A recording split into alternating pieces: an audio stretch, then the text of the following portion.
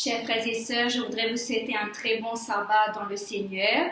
Et si vous nous rejoignez pour la première fois, que vous êtes en train de vous connecter, nous vous souhaitons aussi la bienvenue. Nous allons ce matin passer un moment dans la parole de Dieu. Je voudrais vous emmener avec moi dans le livre de la Genèse, dans l'un des plus longs récits qui nous a été raconté sur l'histoire de Joseph. Mais avant d'ouvrir ensemble la parole de Dieu, disons un mot de prière. Nous, Papa qui est dans le ciel, tu es content, invite-toi, alors qu'il te parole pour être partagé, pour qu'il te ouvre nous l'intelligence et qu'il te donne nous la clairvoyance dont nous avons besoin, particulièrement dans l'époque qui nous peut vivre, afin qu'il te parole est capable de rendre nous sages à sa vie. Qui m'a diminué ce matin, qui te capable de croître, au nom de Jésus, m'a prié toi. Amen. Voilà, donc, c'est une histoire qui concerne Joseph et son robe et son rêve. Alors, juste pour remettre Joseph dans ce contexte, nous connaissons que Joseph pour naître dans une famille qui aujourd'hui nous qualifie sa famille-là de dysfonctionnelle, c'est-à-dire une famille qui a un problème. Et qui famille pas rencontrer problème. Donc, Joseph tient pour père Jacob, un homme qui trompe les autres et qui finit aussi trompé par les autres. Joseph prenait pour grand-père Isaac et arrière-grand-père Abraham. Et ça, deux hommes qui m'ont fait mentionner, Abraham et Isaac, tous les deux tiennent une tendance au mensonge. Mon frère Isaac rappelle qu'Abraham, il peut mentir concernant son épouse, Sarah, alors qu'il se peut visiter un pays étranger, le roi Abimelech, roi de Gérard, il peut dire c'est Mosée, parce qu'il est typé, vu que Sarah est belle de figure. Donc, les causes un menti, il dit un menti qui est un demi-mensonge et vérité, parce que Sarah était effectivement sa sœur, mais c'était aussi son épouse, mais il présente lui comme étant sa sœur. Nous trouvons ça cycle-là répété aussi avec Isaac, alors qu'il est ici, il est dans un pays étranger, donc Isaac c'est le fils d'Abraham, Zotan Philistine, encore le nom de Abimelech, cette fois-ci roi des Philistins. Et alors qu'Isaac peut visiter son territoire étranger, il côté les Philistins, lui aussi il peut faire même affaire, il peut présenter Rebecca, sa femme, comme sa sœur. Donc Joseph provient d'une famille que Jacob trompé, le trompeur, son grand-père cause menti, son arrière-grand-père aussi cause menti. Jacob, cependant, il peut même le mensonge un peu plus loin. Il peut monter d'un cran parce qu'il utilise la tromperie, la duplicité, la ruse pour tromper son papa. Lors de la bénédiction du droit d'aînesse, qui est supposé retourner à son frère Ésaü, Jacob prend la place, il peut usurper la place, l'identité d'Ésaü. Isaac, qui malgré sa vieillesse et malgré le fait qu'il n'est pas typé trop clair, il peut flaire le mensonge et il peut poser des fois la question à Jacob, donc deux questions pertinentes pour vraiment connaître si c'était Jacob qui était en face de lui ou bien c'était Ésaü.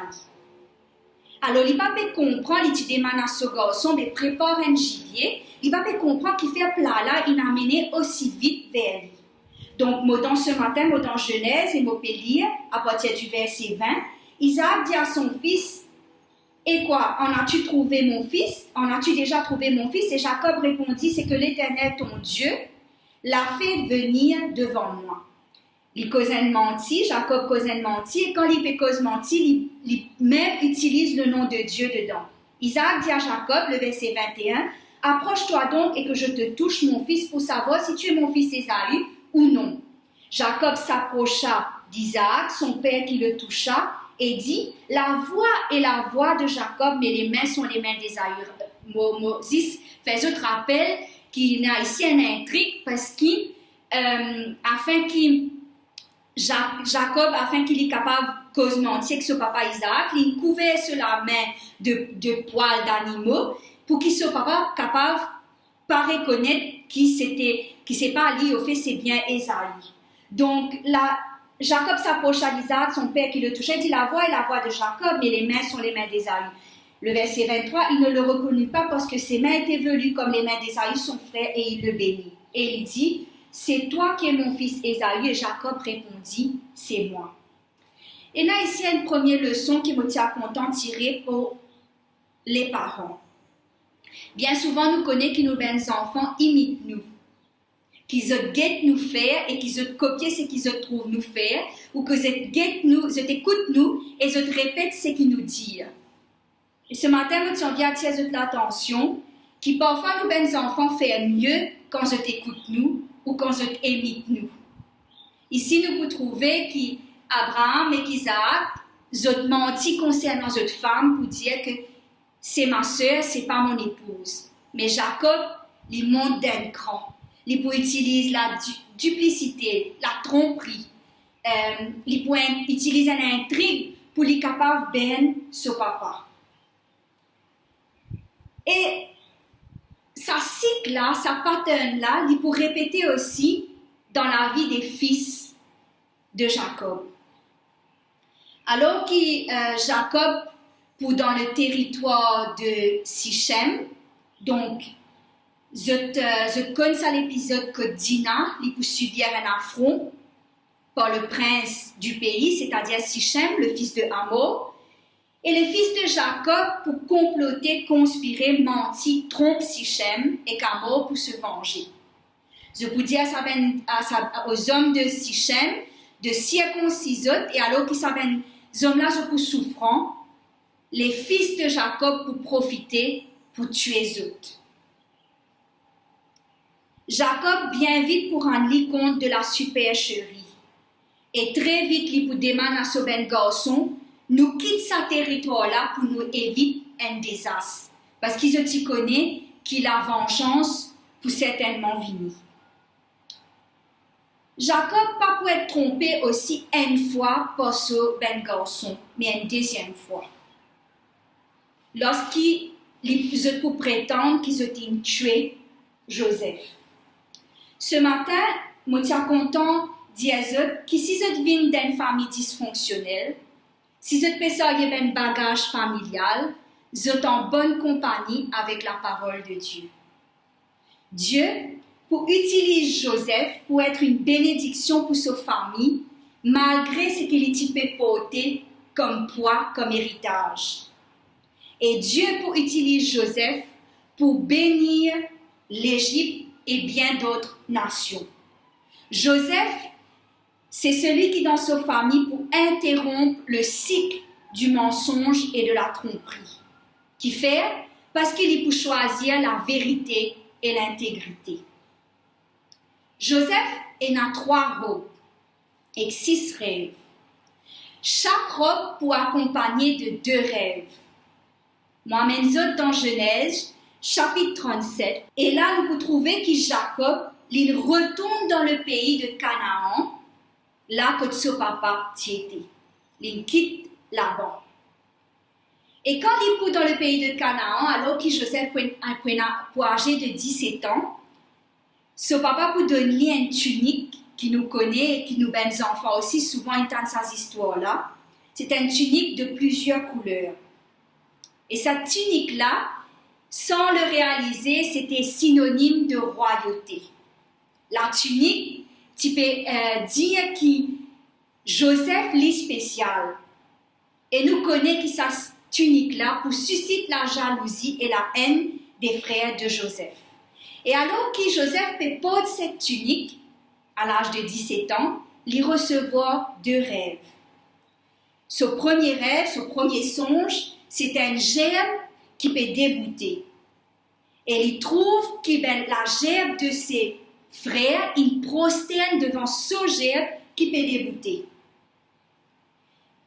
Et bien sûr, étant jeune, il recevra un songe, manque de maturité, manque de sagesse et de discernement, il raconte ça, ce ben frère. Et ce ben frère peut dire, mais qui te peut dire?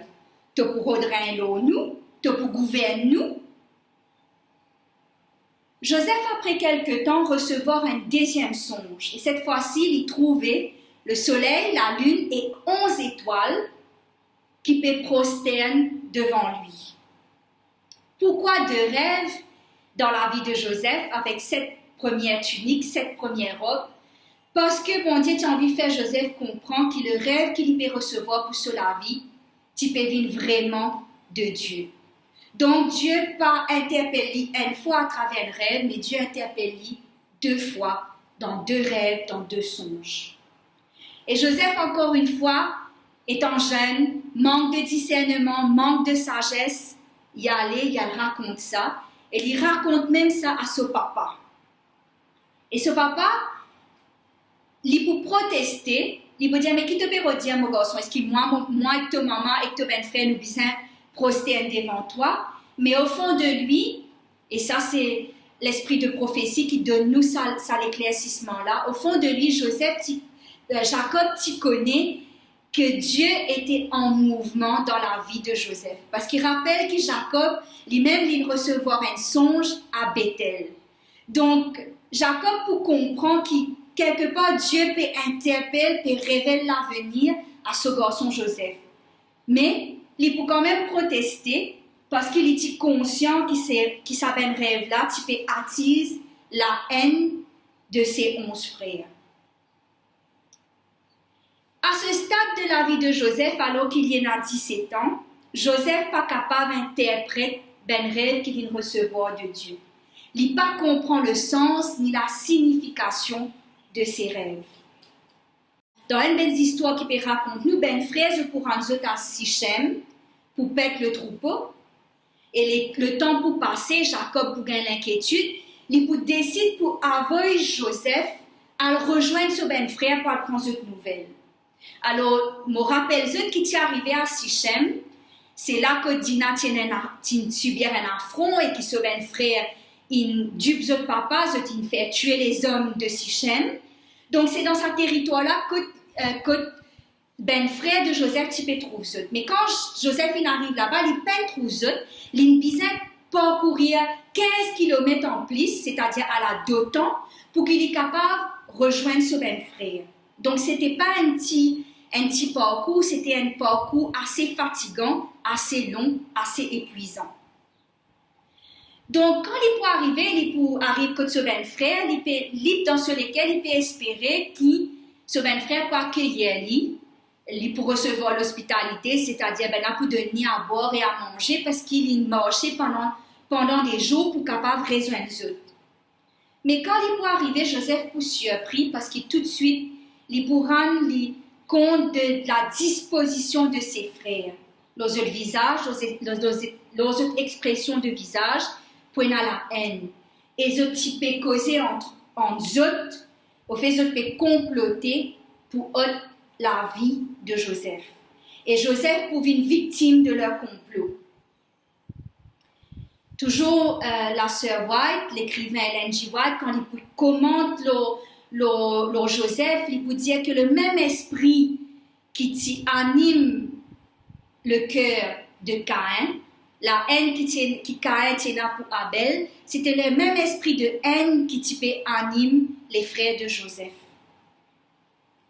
Et la première chose qui ben frère pour faire quand je trouve lui, je dis nous pour ôter ses vêtements. Genèse chapitre 37, le verset 23. Lorsque Joseph fut arrivé auprès de ses frères, ils le dépouillèrent de sa tunique, de la tunique de plusieurs couleurs qu'il avait sur lui. Cette robe, cette tunique, c'est la tunique de la séparation pour Joseph. Alors que pendant des années, il profite de l'amour et la tendresse de son papa, face à ça l'amour et sa tendresse-là que Jacob témoigne, nous sommes capables même de dire que Jacob tu peux faire préférence et tu peux montrer un esprit de partialité.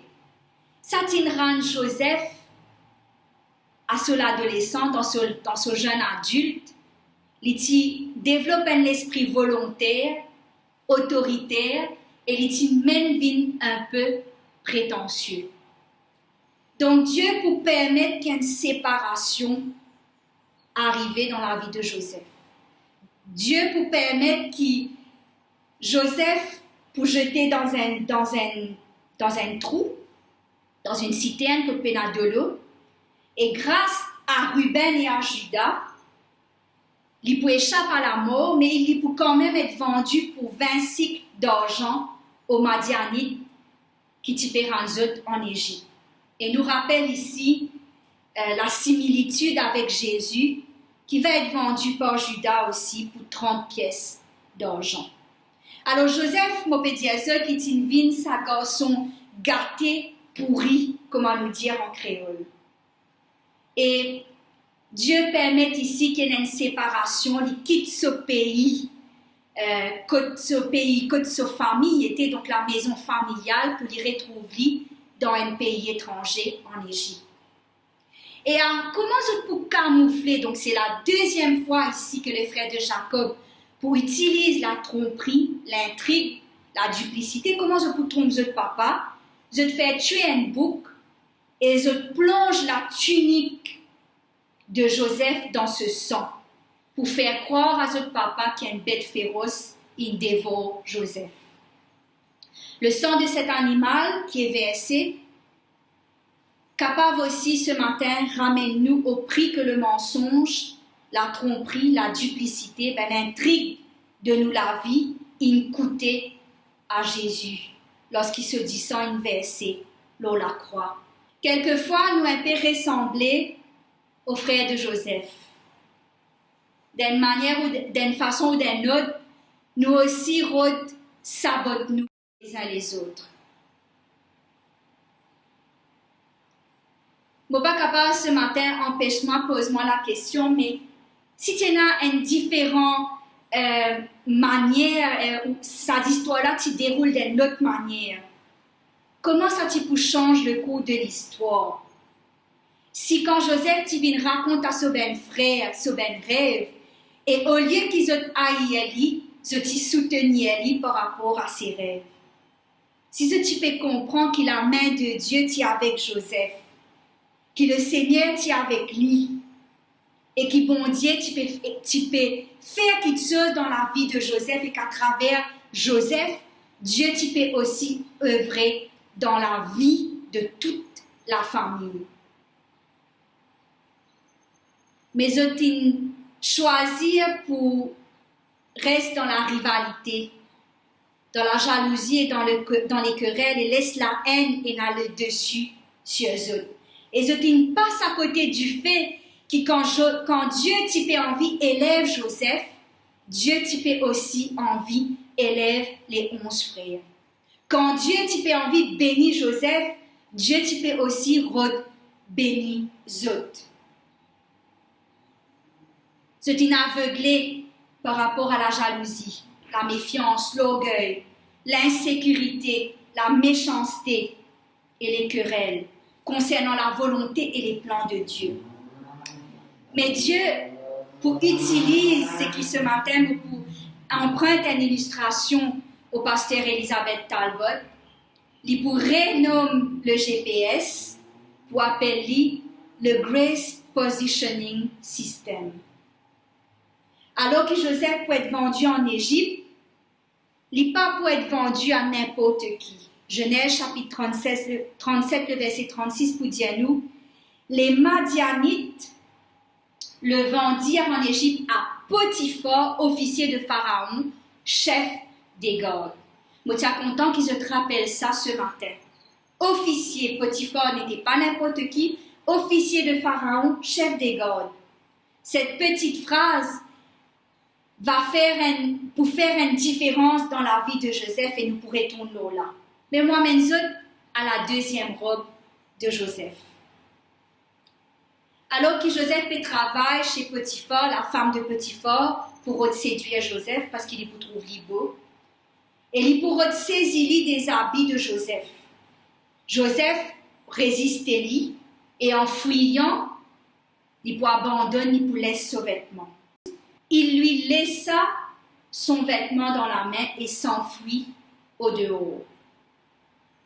Cette deuxième robe est de toute importance dans la vie de Joseph. La première robe, c'était la robe de la séparation. Ici, c'est la robe de la souffrance. La robe du dépouillement et de l'incompréhension. Cette robe qu'il est capable de représenter aujourd'hui dans la vie, Les capables représentent tout ce qui pour nous sécurité. La vie elle-même, la famille, nous l'apparence, nous position, nous l'accomplissement, nous l'éducation, nous la santé, nous travail, nous belles relations, tout ce qui fait nous fierté ou notre sécurité. Joseph, quand il est dans la maison de Potiphar, il peut réussir à faire une position, une place, parce que tout ce qu'il peut faire, tu peux prospérer. Et Dieu permet lui qu'on ait une deuxième séparation, souffrance dans sa vie. Sa robe pour rester dans la main de Potiphar. Madame Potiphar pour accuse lui faussement. Et Joseph retrouve lui dans un deuxième trou. Le premier, le trou de la citerne. Le deuxième, le trou de la prison. Genèse chapitre 37, le verset 36. Les Madianites le vendirent en Égypte à Potiphar, officier de Pharaon, chef des gardes. Genèse chapitre 39, le verset 20. Il prit Joseph et le mit dans la prison, dans le lieu où les prisonniers du roi étaient enfermés. Il fut là en prison.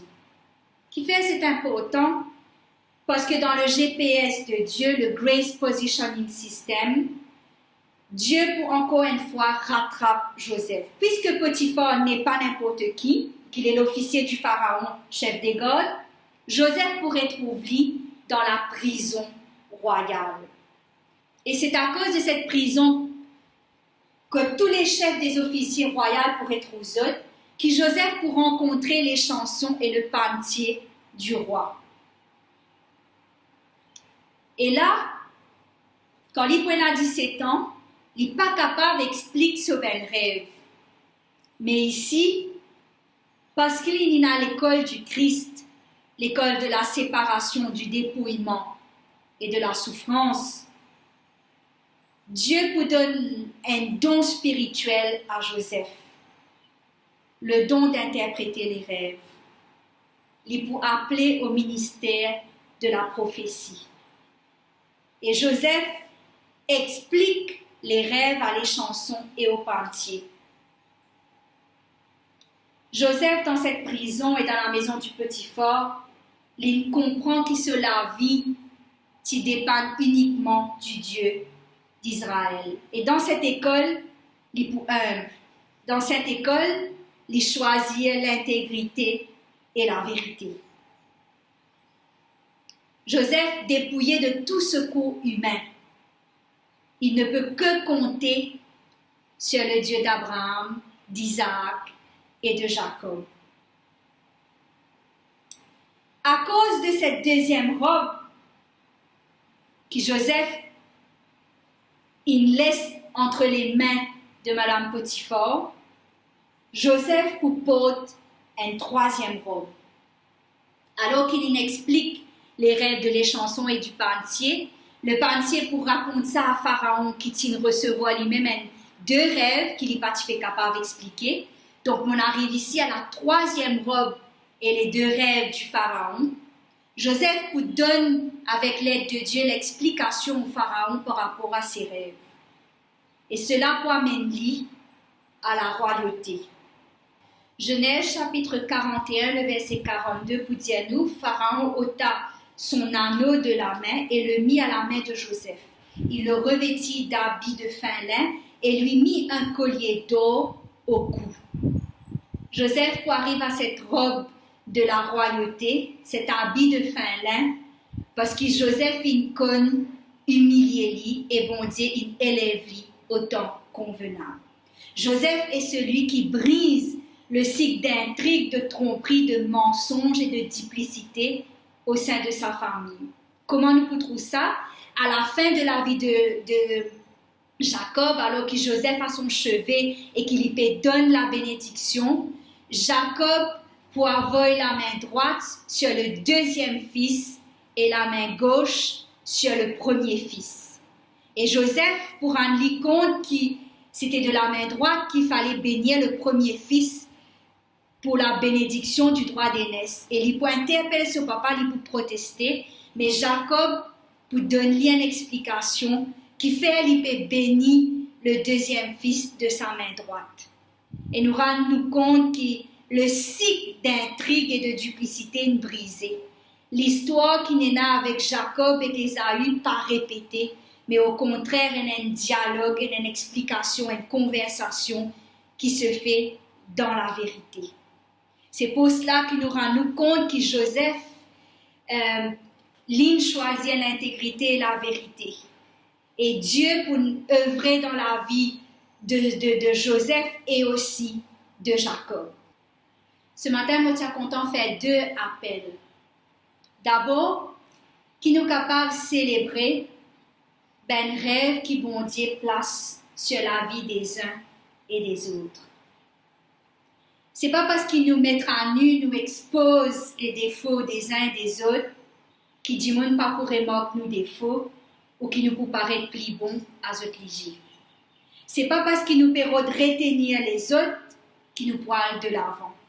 C'est pas parce qu'il nous met l'ombre sur la vie des autres qui nous pour briller. Cette leçon, c'était pas seulement les 11 frères de Joseph qui utilisaient à apprendre ça, mais aussi Joseph lui-même. Il tenait une tendance, il était jeune, de raconter tout ce qu'il était Pétrou, son frère, fait de mauvais, il était habitué à rapporter ça à son papa Jacob. Et c'est avec leçon, Dieu leçon d'avoir été jeté dans la citerne et de s'être retrouvé en prison, que Joseph pour comprendre l'importance de bénir les autres, malgré les autres faiblesses. Quand bon Dieu donne une vision à l'un d'entre nous, c'est l'occasion pour nous, ou un rêve, c'est l'occasion pour nous de célébrer ce que bon Dieu peut faire. Parce que si bon Dieu peut bénir un du monde dans l'église ou dans nos communautés, c'est parce que bon Dieu peut envie à travers lui bénir nous tous. Alors, peut-être que ben frère, je peux réaliser, mais au moment où je comprends la bénédiction de Dieu dans la vie de Joseph, seulement quand je allé en Égypte à cause de la famine qui t'y sévi. Et je suis capable de participer à la bénédiction de Joseph. Cependant, je peine toujours réaliser les conséquences de ce qu'ils ont fait. Parce que Joseph et le pharaon, ils ont décédé. Pour un nouveau pharaon qui peut naître et qui peut venir assis dans le trône. Et il n'est pas pour rappeler Joseph ou ce que Joseph fait. Quand il trouve le peuple qui n'a grandi, qui n'a croître le peuple d'Israël, il peut penser que ce peuple-là, il y a une menace et il peut faire eux ben esclaves. Et comment je le connais? Le peuple d'Israël, le peuple des Hébreux, pour passer 430 ans en tant qu'esclave en Égypte. C'est un peu la similitude aussi dans la vie de Jésus. Alors qu'il est pour la croix, à cause de ben frère qui trahit lui, qui vanne lui, les Juifs pour dire une parole sans qu'ils réalisent la portée ou la conséquence de ce qu'ils ont pu dire. Que son sang retombe sur nous et sur nos enfants. Quelquefois, quand nous sabotons les uns les autres, nous mettons bâton dans la roue des uns et des autres, nous ne pouvons pas réaliser que c'est nous-mêmes qui nous pouvons saboter. L'apôtre Paul peut comprendre très bien quand il peut dire dans Éphésiens 5, et en parlant au mari, Marie aimez vos femmes, parce qu'aucun homme ne peut haïr sa propre chair. Si en tant que mari ou en tant que femme, nous pouvons mettre bâton dans la roue de l'un et de l'autre, comment est-ce qu'il nous capable d'être une bénédiction pour l'autre? Et mon deuxième appel concerne les épreuves de notre vie. Bien souvent, nous comptons dire merci bon Dieu pour ce qu'il n'est pas en nous. Il n'est pas en nous d'un accident pour la route. Il n'est pas en nous d'une maladie. Peut-être par rapport à la situation que nous pouvons vivre, nous pouvons dire merci bon Dieu, tu n'es pas en nous du Covid. Mais moi, je suis content d'inviter ce matin pour dire merci à Dieu, non pas pour ce qu'il n'est pas en nous, mais par rapport à ce qu'il nous permet, à ce qu'il nous vive dans nous la vie. À nous dire merci pour ce qu'il nous réussit, survivre et vaincre en ce nom. Dieu n'est pas responsable de la haine qui n'est dans le cœur des frères de Joseph, ni de leur méchanceté à son égard. Pourtant, bon Dieu change cela en bien pour Joseph. Dieu n'est pas responsable de la convoitise qui tenait dans le cœur de Madame Potiphar et de ce fausse accusation. Pourtant, Dieu change cela en bien dans la vie de Joseph. Joseph pour rendre compte que Dieu pas n'arrête œuvrer dans la vie. Et à chaque fois qu'un homme forgeait une élevée contre lui, cet homme a été sans effet. Je ne pas connaître ce matin qui l'ennemi utilisé dans la vie pour détruire les autres. Je ne pas connaître qui tombe depuis l'enfance. Peut-être c'est un divorce. Peut-être c'est la perte d'un enfant. Peut-être c'est l'infertilité, les abus, la mort d'un être cher, la maladie, la dépression, une fausse couche, la perte d'un emploi, une rupture amoureuse, l'infidélité, l'indiscrétion d'une amie ou d'un ami qui partage un secret qui se confie lui. Je ne pas connaître qui homme forgé qui dresse contre eux. Mais en regardant en arrière, je suis content qu'ils aient aussi béni le nom de Dieu avec Joseph. Cette école de souffrance qui bon Dieu permet dans la vie de Joseph pour faire de lui un homme réfléchi, vaillant et maître de lui-même. S'il n'est pas maître de lui-même, Joseph n'est pas capable de gouverner le pays de l'Égypte. C'est parce qu'il d'abord il arrive à la maîtrise de lui-même.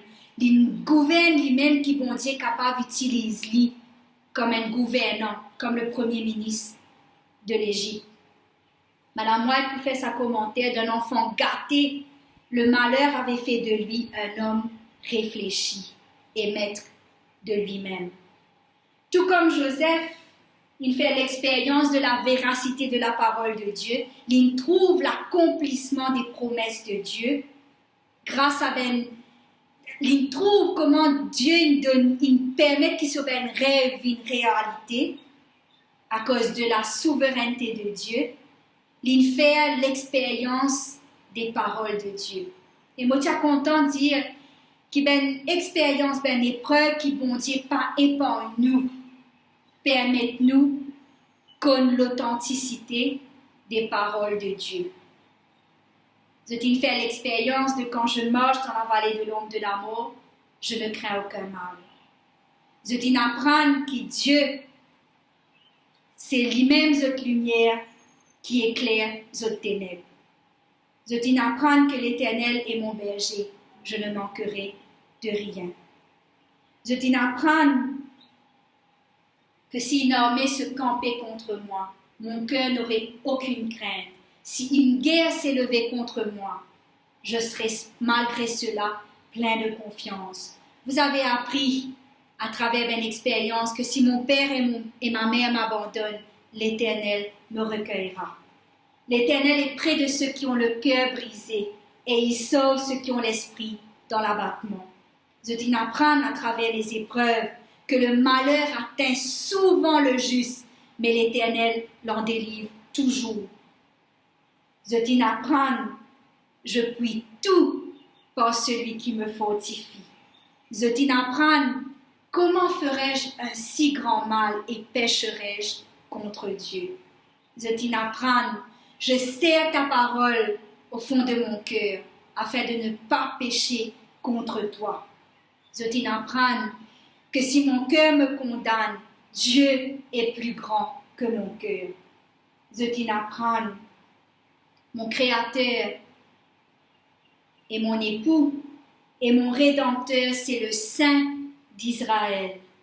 Je t'ai fait l'expérience aussi de ce Dieu qui est la résurrection et la vie. Alors ce matin, je suis content, invite pour dire davantage merci à Dieu pour tout ce qu'il lui permet dans la vie, afin qu'il nous capable aussi de dire avec Joseph, vous avez médité de me faire du mal, mais Dieu l'a changé en bien. Amen. Allons prier ensemble. Nous, Papa qui est dans le ciel, nous te contents de dire toi merci pour ta parole qui vient nous rejoindre nous ici et maintenant. Cette parole, Seigneur Jésus, malgré qu'il est écrit à des années de cela, est une parole qui est vraie et qui est agissante. Nous te contents de dire toi, Papa, aide-nous pour qu'il nous capables de célébrer nous les uns les autres par rapport aux rêves qui vont dire une place dans le cœur de chacun. Qui nous capables d'encourager les dons spirituels et les talents qui nous trouvaient au sein de l'Église. Et qui te capable enlève, Seigneur Jésus, la haine, la rivalité, les querelles, les jalousies, afin qu'il nous davantage célébrer les uns les autres. Nous te contents aussi des mains de toi, Père, qui nous capable de remercier toi pour les épreuves qui te permettent dans nous la vie. Malgré que parfois nous retrouvons nous aussi dans un trou, ou même te permettre quelquefois qu'il y ait une épreuve qui vient en répétition. Nous disons toi merci parce qu'il te peut préparer nous, te peut forger nous, te peut transformer nous à travers cette épreuve pour qu'il nous vienne des hommes et des femmes à l'image de Jésus-Christ. Qui te nom est capable de bénir. Si toutefois dans nous la vie, nous ne faisons avec une expérience que les autres ils méditent le mal pour nous, qui te capable toi-même changer en bien. Au nom de Jésus, nous prions toi. Amen. Ce matin, nous sommes encourageants. Si une parole, une bénédiction pour vous ce matin, viens un apôtre digital, viens un disciple digital, partage le message autour de eux, copiez le lien et envoyez-le à un camarade. Merci et bon sabbat à vous tous.